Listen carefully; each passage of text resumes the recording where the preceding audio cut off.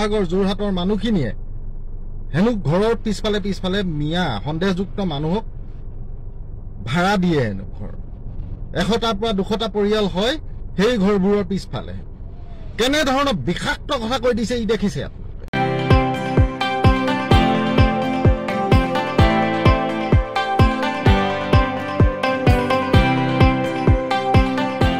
hello नमस्कार बंधु बान्धवीসকল মই অসমৰ অন্য এটি নতুন ভিডিঅ'লৈ আপোনালোকক সকলোকে পুনৰবাৰ স্বাগতম জনাইছোঁ যেহেতু মানে এই মুহূৰ্তত আমাৰ উজনি অসমতে হওক বা নামনি অসমতে হওক আমাৰ বিজেপি চৰকাৰে বা আমাৰ দল সংগঠনে সকলোৱে মানে বাংলাদেশী খেদুৱা হৈ আছে গতিকে সেই সময়খিনিতে আমাৰ শিৱসাগৰ সমষ্টিতে আমাৰ মানে শৃংখল চলিহাই যি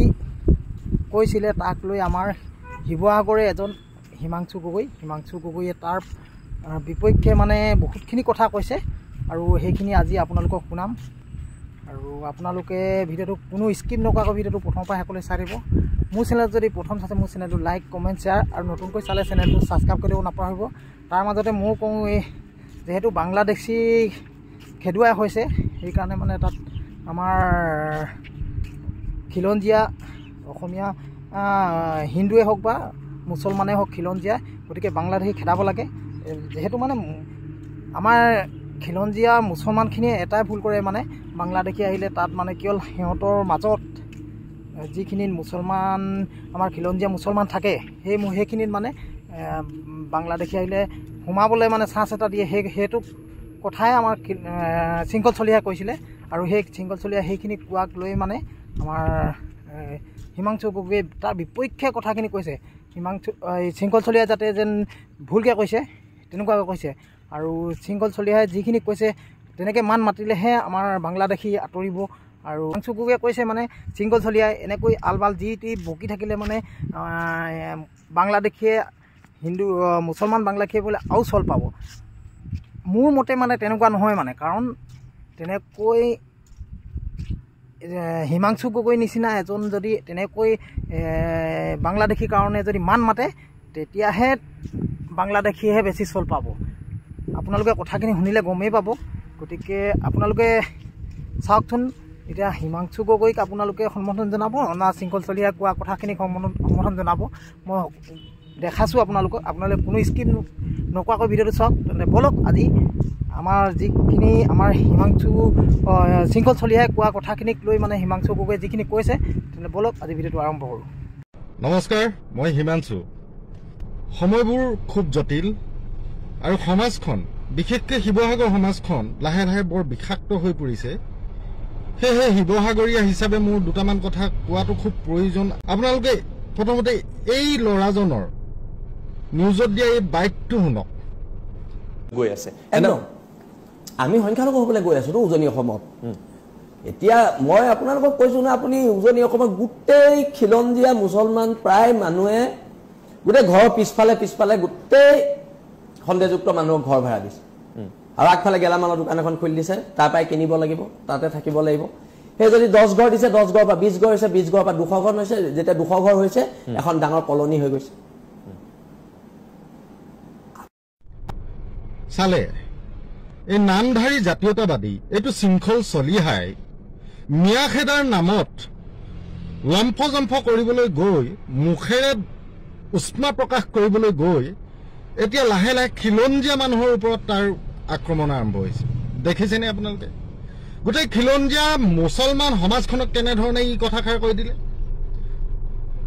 গোটেই খিলঞ্জীয়া মানুহ প্ৰায় খিলঞ্জীয়া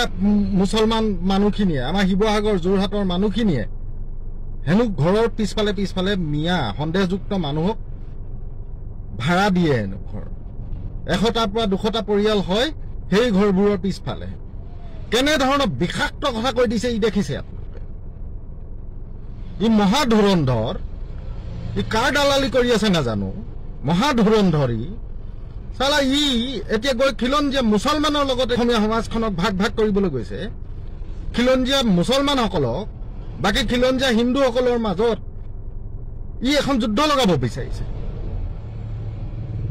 এনে বিষাক্ত প্ৰাণী ইয়াৰ কথাবোৰ এতিয়া সহ্য কৰি থাকিব পৰা অৱস্থাত নাই শিৱসাগৰ ৰাইজে এই কথাটো বুজাটো উচিত ইয়াত বহুত হ'ল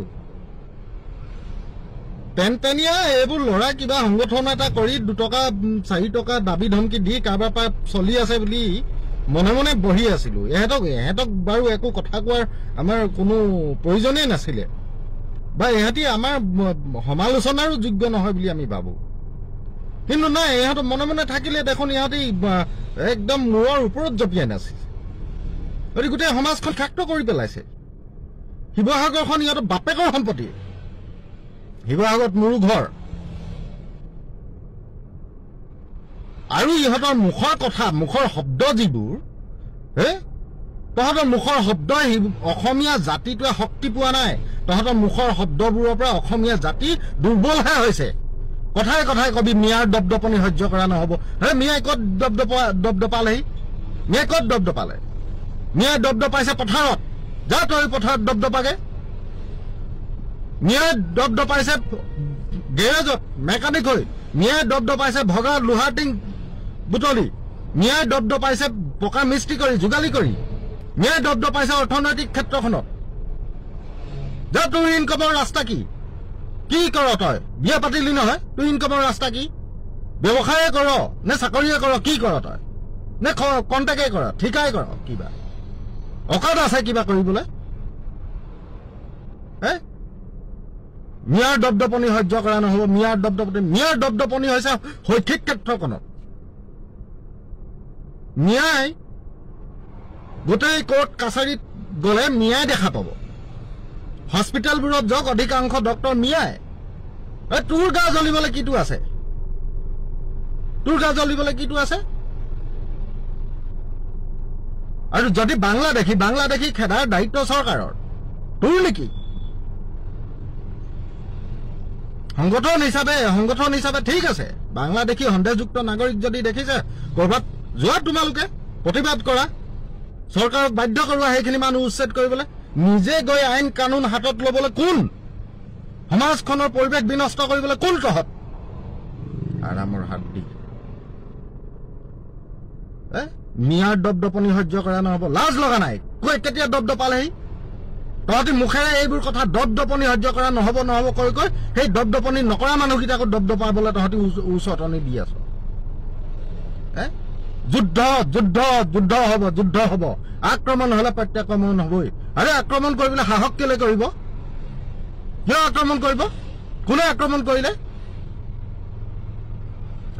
কৰিলে প্ৰত্যাক্ৰমণ কৰা হ'ব বাৰে বাৰে হেংদাঙৰ কথা কয় আৰে হেংদাং লোৱা যোৱা আছে তোৰ পৰিয়ালৰ মানুহে তলাতল ঘৰৰ চাওচেং ৰেঙত ত্ৰিশূল আনি থৈছে তোৰ পৰিয়ালৰ মানুহে আহোমৰ বীৰ বীৰাংগনাৰ নামত কুকুৰ পুহি থৈছে তই আকৌ হেংদাং লোৱাৰ কথা কয় মই ঘৰ ফলীয়া আহোম মোৰ মা তুংখুঙীয়া ফৈদৰ হেংদাং ঘূৰাব পৰা যোগ্যতা যদি আছে আমাৰ আছে ঘৰ ফলীয়া আহোম মানে কি জানো নে নাজানো এই যুঁজাৰু মানুহ আমি তহঁতে হেংদাং ঘূৰা হেংদাং দাঙিব পৰা জোৰ আছে গাত হামকুই খাই পৰিবি হেংদাং দাঙিবলৈ গ'লে হামকুই খাই পৰি আগ দাঁতগৈ উচলা দাঁতকেইটা ভাগিব হেংদাং ঘূৰাই চালা সমাজখন বিনষ্ট কৰি পেলাইছ মিয়াই দপদপাইছে শৈক্ষিক ক্ষেত্ৰখনত তোৰ শিক্ষাগত অৰ্হতা কি 2009 চনত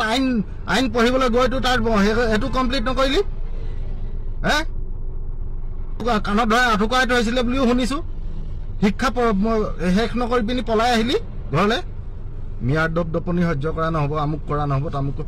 মিয়াই ক'ত দপদপাইছে তহঁতৰ এইবোৰ মুখৰ কথা কৈ অসমীয়া জাতিটোক তহঁতি আৰু কমজোৰ কৰি পেলাইছ আৰু হেংদাঙৰ নাম লৈ তহঁতি আহোমক এই সমাজখনৰ পৰা একাষৰীয়া কৰিবলৈ গৈ আছো বন্ধ কৰ হেংদাঙৰ নাম ল'বলৈ মুখত শিৱসাগৰৰ ৰাইজক অনুৰোধ জনাইছো এই বিষাক্ত প্ৰাণীবোৰক যদি আপোনালোকে লাই দি থাকে এইবোৰে কিন্তু হিন্দু মুছলমানৰ নামত এই খিলঞ্জীয়া মানুহখিনিৰ মাজত ইহঁতি খুব কম সময়ৰ ভিতৰত মৰামৰি কটাকটি আৰম্ভ কৰোৱাই দিব নিজে কিন্তু ইহঁতি নিজে কিন্তু কাকো চৰ এটাও মাৰিবলৈ যাব নোৱাৰে যাত তাৰ সেইখন শক্তিয়ে নাই কাৰোবাক চৰ মাৰিবলৈ আনক কয় পাৰৰ কলিজা তোৰ পাৰৰ কলিজা মই কৈছো তোক বাঘজানলৈ কোনে লৈ গৈছিলে বাঘজানত যেতিয়া জুই লাগিছিলে সেই বাঘজানলৈ মোৰ গাড়ীত উঠাই নিছিলো তোক মোৰ গাড়ীত উঠাই নিছিলো তোৰ কি ইমান ডাঙৰ কলিজা জানো নহয় পাৰৰ কলিজা মোৰ গাড়ীত উঠি তই শিৱসাগৰৰ পৰা গুৱাহাটী আহি দেখা না তোৰ যদি পেনে চেনে হাগা মোটা ওলাই নাযায় মোক কবি তোৰ কিমান ডাঙৰ কলিজা মই জনা আছে মাৰপিটৰ কথা বাদেই দে কাম নাই বন নাই চালা ফকতীয়া খোৱা মই ৰাইজক অনুৰোধ জনাইছো এইবোৰক বয়কট কৰক এইবোৰক অতি শীঘ্ৰে লাইনত আনক আৰু খিলঞ্জীয়া মুছলমানসকলৰ যদি গাত লগা নাই ইয়াৰ কথাবোৰে তেন্তে হলে কিন্তু বিপদ আছে ৰাজনীতি ফাজনীতি কাৰবাৰ ক'ত কি হয় হৈ থাকিব কিন্তু সমাজখন যাতে সুস্থ হৈ থাকে সমাজখন যাতে একতাৰ বান্ধ খাই থাকে এই খিলঞ্জীয়া আমাৰ শিৱসাগৰৰ খিলঞ্জীয়া মুছলমানৰ ছোৱালীয়ে যি ধুনীয়া বিহু নাচে তোৰ ঘৰৰ ছোৱালীয়ে তেনেকুৱা বিহু নাচিব নাজানে উদাহৰণ দি দিছো আস্পিকা মস্পিকা আমাৰ NK TV নিউজত তাই ওলাই যেতিয়া নাচিছিলে ইহঁতি আমাৰ অসমীয়া আমাৰ হিন্দু মানুহে তধা লাগি চাইছিলে ইমান ধুনীয়া নাচে সিহঁতি তোৰ ঘৰৰ মানুহে তেনেকে নাচিব জানে তাহলে হিন্দু মুছলমান ভাগ কৰিবলৈ আহিছে খিলঞ্জীয়া মুছলমানসকলে যাতে এইবোৰ কথাত ইহঁতক যাতে বয়কট কৰে উত্তেজিত নহব ইহঁতক বয়কট কৰক আমাৰ বিশেষকৈ আমাৰ হিন্দু সমাজখনে আমাৰ খিলঞ্জীয়া হিন্দু মানুহখিনিয়ে ইহঁতক কিন্তু লাই দিয়াটো বন্ধ কৰক আৰু ইহঁতি কোনো মিয়া বা কোনো বাংলাদেশী বুলি ইহঁতৰ ঘিণ ভাৱ নাই ইহঁতি ঘিণ কৰে ইহঁতি ধৰ্মটোকো ঘিণ নকৰে ইহঁতি ঘিণ কৰে দুখীয়া মানুহক ইহঁতি ঘিণ কৰে হেৰি এই লুঙি যে পিন্ধি থাকে ইহঁতি ঘিণ কৰে সেই অৱস্থাটো ইহঁতি ঘিণ কৰে মলিয়ন কাপোৰক ইহঁতি ঘিণ কৰে পৰিশ্ৰম কৰা মানুহৰ এই ঘামৰ গোন্ধক ইহঁতি নহলে টকা থকা মিয়াৰ গাড়ীত উঠি বহি ইহঁতি এই ৰাম ৰহিমৰ কাহিনী কয় একে থালিতে ভাত খাই দেখুৱাই স্কৰ্পিঅ লৈ আহিলে মিয়াৰ ইহঁতি শুঙি থাকিব মুখে অবাইচ শব্দ ওলাইছে আৰু বিশেষ নকওঁ ক্ষমা কৰিব মোৰ মুখে অভদ্ৰ